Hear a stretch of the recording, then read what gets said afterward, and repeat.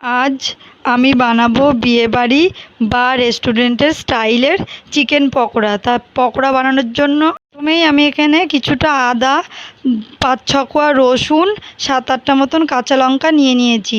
এখানে আমি ৪০০ থেকে ৪৫০ গ্রাম চিকেন নিয়ে নিয়েছি। চিকেনে তারপর আমি একে একে হলুদ, লবণ, কাশ্মীর লঙ্কার গুঁড়ো, আদা রসুন বাটা আর কিছুটা কাঁচা লঙ্কা বাটা, ২ চামচ মতন টক দই দিয়ে নিয়েছি।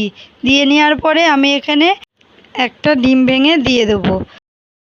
আপনাদের যদি এই ভিডিওটি ভালো লেগে থাকে তাহলে অবশ্যই একটা লাইক করে দেবেন। আমি এবার এখানে কিছুটা ধনেপাতা কুচি দিয়ে দিলাম। দিয়ে দেওয়ার পর আমি একটুখানি এখানে একটা লেবু চিপে একটু লেবুর রস দিয়ে দিলাম। ১ চামচ কর্নফ্লেভার দিয়ে দিলাম। ২ চামচ আমি এখানে বেসন দিয়ে দেবো। এই পকোড়ার রেসিপিটা আপনারা বাড়িতে খুব সহজেই তৈরি করে খেতে পারবেন। এবার একটু গোলমরিচের গুঁড়ো দিয়ে দেবো।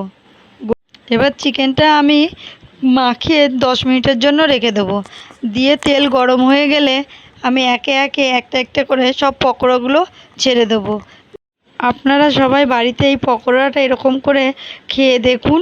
খুব সুস্বাদু, জিভে জল আনা একটি পকোড়া। দেখুন পকোড়াগুলো আমার কি সুন্দর লাল লাল করে ভাজা হয়ে গেছে। এবার একে একে আমি সব পকোড়াগুলো এরকম করে তুলে নেব।